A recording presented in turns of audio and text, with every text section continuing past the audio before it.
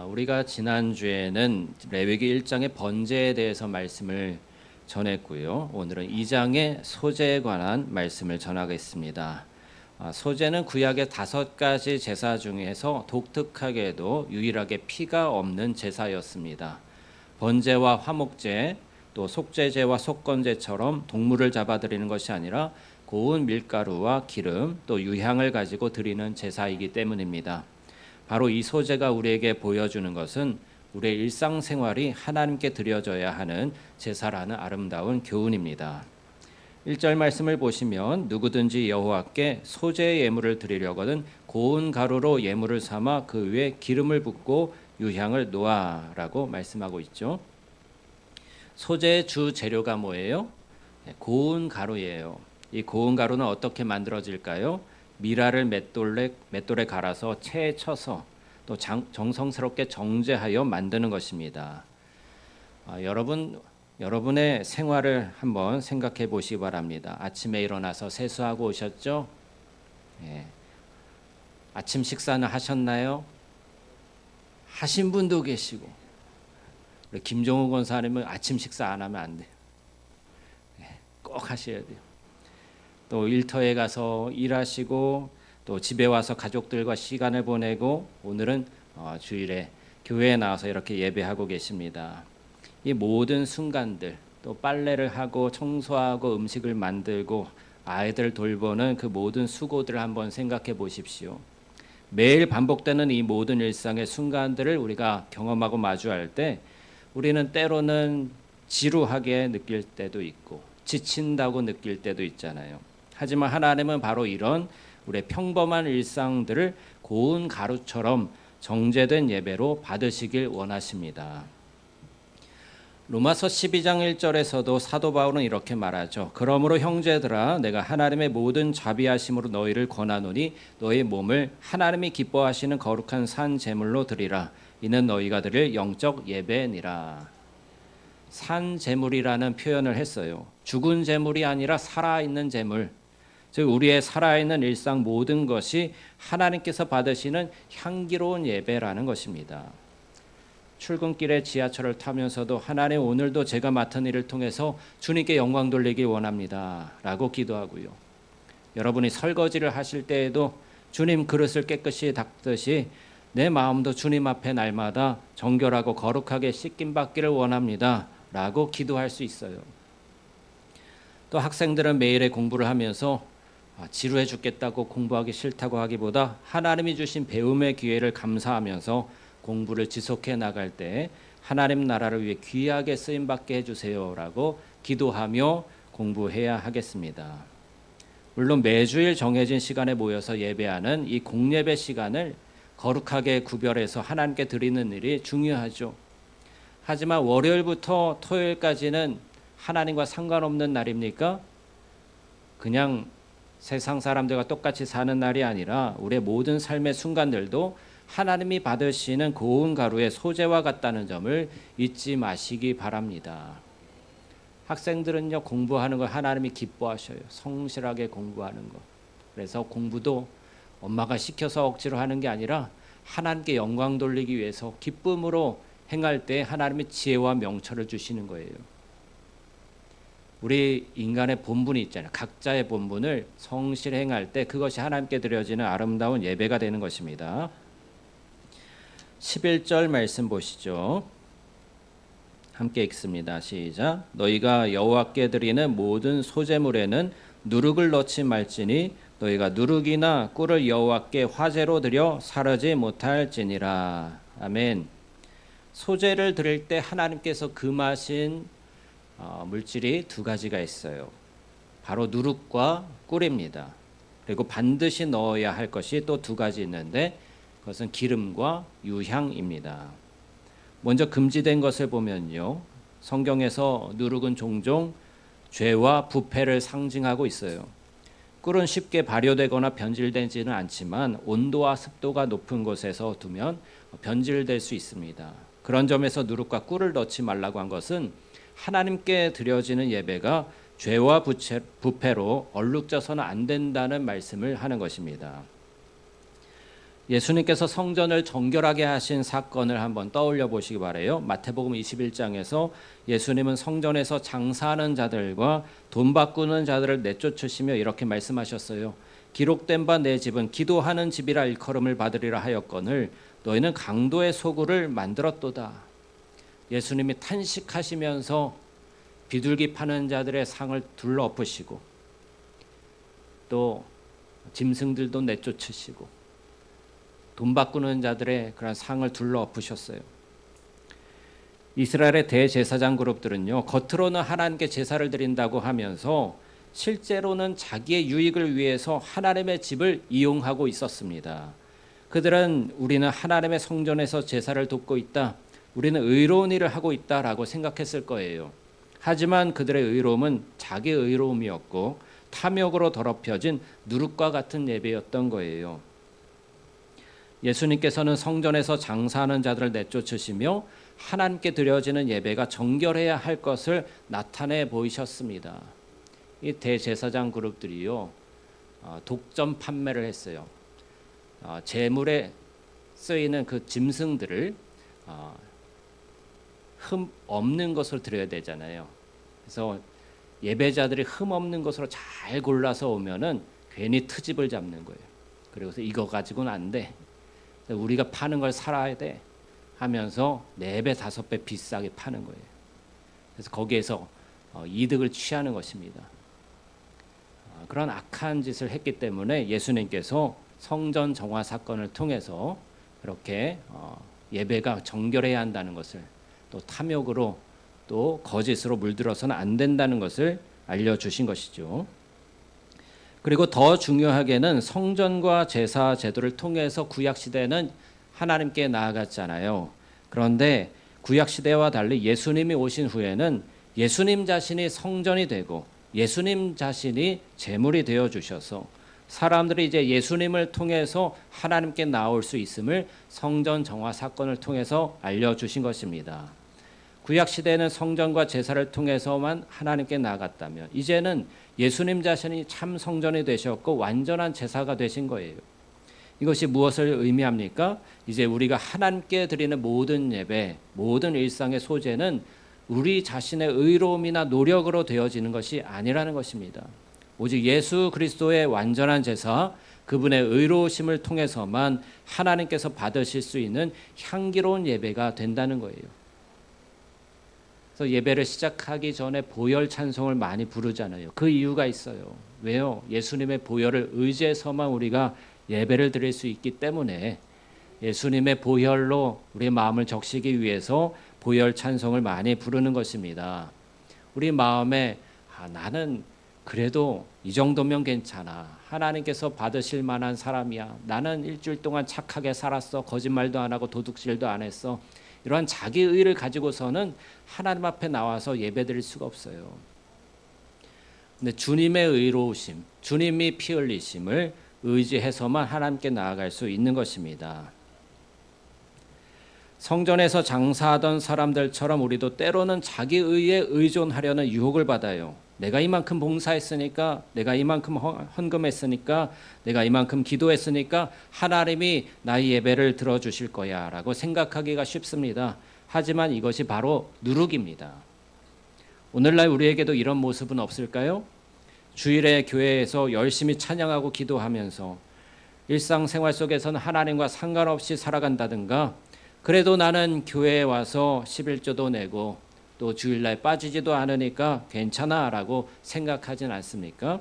우리가 드리는 예배가 자신의 선함과 노력을 의지해서 하나님께 나아가려는 잘못된 자기 의를 가지고 있지는 않습니까? 그러나 하나님은 우리의 의로움이나 노력에 의존하는 것이 아니라 오직 예수님의 완전한 제사를 통해서 드려지는 예배를 원하십니다. 여러분, 예수님을 품고 이 자리에 나오셔야 되는 거예요.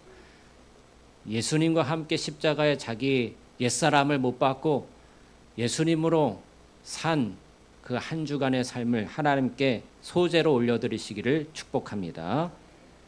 이것이 바로 소재에 누룩을 넣지 말라고 하신 이유죠. 우리의 자기 의로움, 자기의 공로의식, 우리의 교만은 모두 누룩과 같아서 예배를 부패시키고 맙니다. 하지만 예수님의 의로우심과 그분의 속죄의 은혜로 덮여진 우리의 일상은 하나님 앞에 향기로운 소재가 되는 것입니다. 반면에 반드시 넣어야 할 두 가지가 뭐라고 했죠? 기름과 유향이죠. 우리 1절 말씀에 한번 다시 보시죠. 누구든지 소재의 예물을 여호와께 드리려거든 고운 가루로 예물을 삼아 그 위에 기름을 붓고 또 그 위에 유향을 놓아. 기름은 무엇입니까? 성령의 충만함을 상징하는 거예요.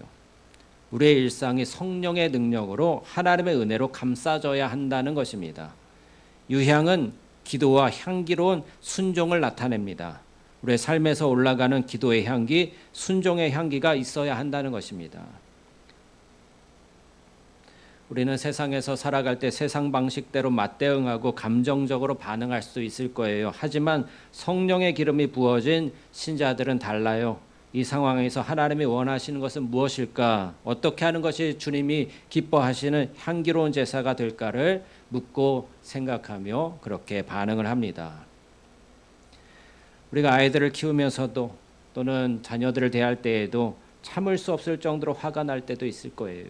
하지만 유향이 올라가는 기도의 삶을 사는 부모는 잠깐 숨을 고르고 하나님 이 순간에도 제가 부모로서 주님을 닮아가게 하소서라고 기도할 것입니다. 아이들은 공부가 너무 힘들어서 포기하고 싶을 때도 하나님이 허락하신 이 시간을 끝까지 감사함으로 감당하게 하소서라고 기도하며 인내해야 할 것입니다. 하나님은요, 내용 없는 감정보다 조용히 드려지는 순결한 예배를 기뻐하시는 거예요.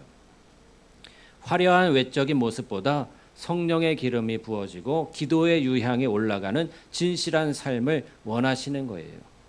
주일날만 기도하지 마시고 평일날도 언제라도 주님께 기도하고 성령으로 충만한 삶을 사실 때에 여러분의 일상이 하나님께 드려지는 아름다운 예배가 될 것입니다. 13절 말씀 보시죠. 우리 함께 읽겠습니다. 시작. 내 모든 소재물에 소금을 치라. 내 하나님의 언약의 소금을 내 소재에 빼지 못할지니 내 모든 예물에 소금을 드릴지니라. 소재에 반드시 넣어야 할 한 가지가 더 있는데 바로 소금이에요. 하나님은 이것을 언약의 소금이다라고 부르셨습니다. 언약의 소금이다.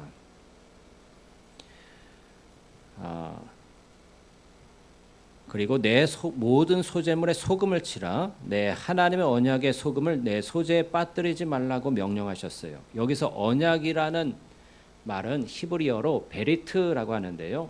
자르다라는 뜻이에요. 왜 언약이 자르다라는 뜻일까요? 창세기 15장에서 하나님이 아브라함과 언약을 맺으실 때 장면이 있어요. 하나님께서 아브라함에게 암소와 암염소와 순양을 잡아서 반으로 쪼개놓게 하셨습니다. 그리고 해가 질 때 연기나는 화로와 타는 횃불이 그 쪼갠 고기 사이로 지나갔어요. 이것이 무엇을 의미하느냐? 고대 근동 지역에서는요, 언약을 맺을 때 언약 당사자들이 잘라놓은 짐승 사이로 함께 지나갑니다. 그래서 만약 내가 이 언약을 어기게 되면 이 짐승들처럼 잘려 죽어도 좋다라는 맹세를 하는 거예요. 두 당사자가, 언약의 당사자가 쪼개진 짐승 사이로 지나가면서 생명을 걸고 목숨을 걸고 언약을 하는 것이죠. 그런데 놀라운 것은 아브라함은 그 짐승 사이를 지나갔을까요? 안 지나갔을까요? 안 지나갔어요. 횃불만 지나가는데 이 횃불이 무엇입니까? 바로 하나님의 임재의 상징인 것이죠. 하나님만 횃불로서 그 짐승 사이를 지나가셔서 하나님이 일방적으로 언약에 책임을 져주시겠다고 약속하신 거예요. 아브라함아, 네가 언약을 지키지 못할 것을 내가 안다. 그러니 내가 이 언약을 책임지겠다. 만약 이 언약이 깨진다면 내가 그 대가를 치르겠다라는 엄청난 약속을 해주신 거예요. 여러분, 이스라엘 백성, 즉 아브라함의 자손들이 하나님과의 언약을 지켰어요? 못 지켰어요? 못 지켰죠. 십계명을 받자마자 받기도 전에 그 산 아래에서 금송아지 우상 숭배를 하면서 언약을 깨뜨리지 않았습니까? 이스라엘 백성만 그렇습니까? 우리들도 그렇죠. 우리들도 하나님의 말씀을 온전히 지켜서 구원 얻는 사람 한 사람도 없잖아요. 마음으로 죄짓고 행동으로 죄짓고 습관으로 죄짓고 하나님의 언약을 언제든지 깨뜨리는데, 하나님께서는 우리가 실패해도, 이스라엘 백성들이 실패해도 횃불 언약으로서 자기 목숨을 걸고 이 구원의 언약을 반드시 이루어 주시겠다 약속해 주신 거예요. 그리고 이 약속은 십자가에서 성취된 줄 믿습니다.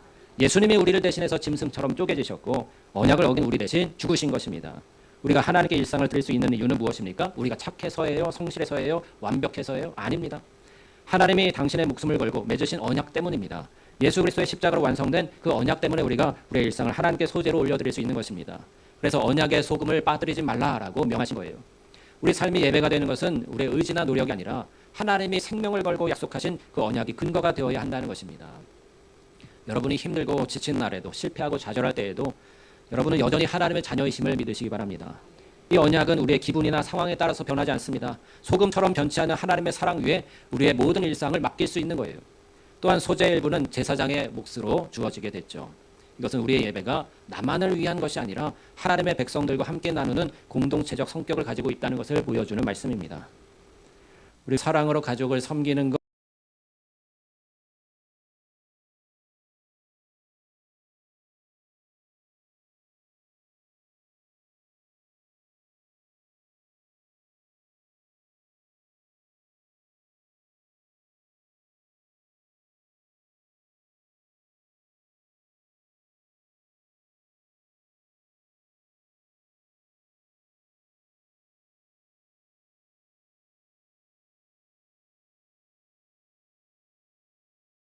학교에서 최선을 다해 공부하는 것, 직장에서 성실히 일하는 것 등 나만의 예배로 끝나는 것이 아닙니다.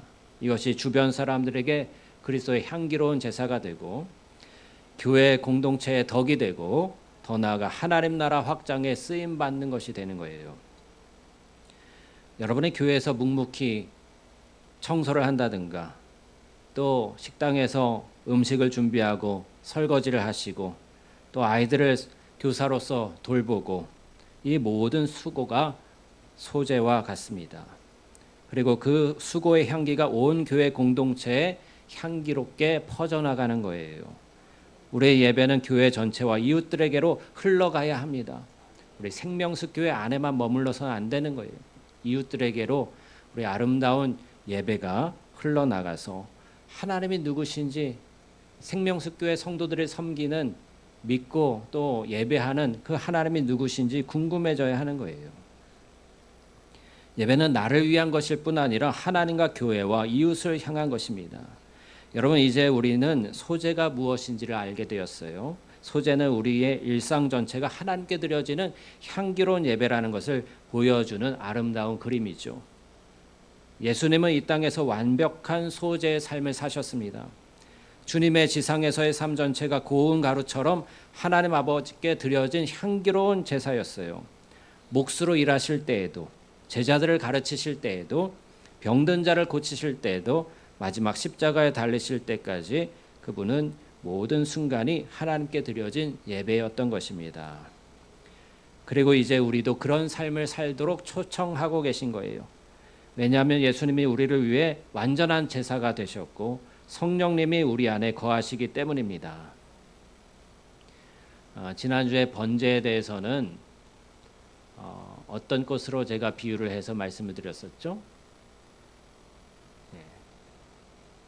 기억하시는 분 계셔요 혹시? 모든 것들을 다 쓸모 있게 다 자기 자신을 드리는, 번제가 전체를 다 태워서 드리는 그런 아름다운 예배인 것처럼 그런 꽃이 있다고 말씀드렸잖아요. 제가 지금 생각이 안 나는데, 네. 한련화, 네, 한련화. 네, 소재와 또 어울리는 꽃이 있어요. 작고 예쁜 물망초라는 꽃입니다. 영어로는 Not forget me 해서 나를 잊지 마세요라는 뜻이에요. 이 꽃은 변치 않은 약속과 영원한 기억을 상징하거든요. 연인들이 헤어질 때 나를 잊지 말아 주세요라는 간절한 마음으로 서로에게 선물하는 꽃이라고 합니다. 하나님께서 우리에게 언약의 소금을 빠뜨리지 말거라라고 하신 말씀이 바로 이와 같다는 거예요. 마치 물망초를 선물하면서 나를 잊지 마세요라고 말하는 것처럼 하나님께서는 우리에게 내가 너와 맺은 언약을 잊지 말거라. 내가 너를 위해 목숨을 버려서 약속한 그 사랑을 잊지 말고 기억하거라라고 말씀하고 계십니다.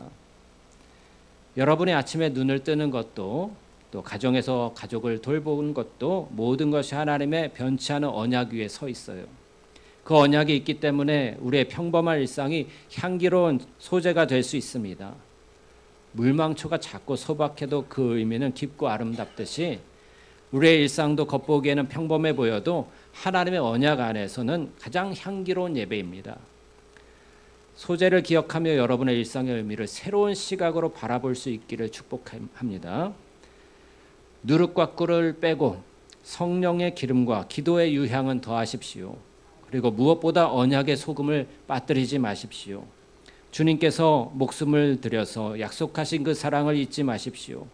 그 언약이 있기에 우리의 삶이 교회가 향기가 되고 교회의 향기가 되고 세상의 그리스도의 증거가 될 수 있는 것입니다.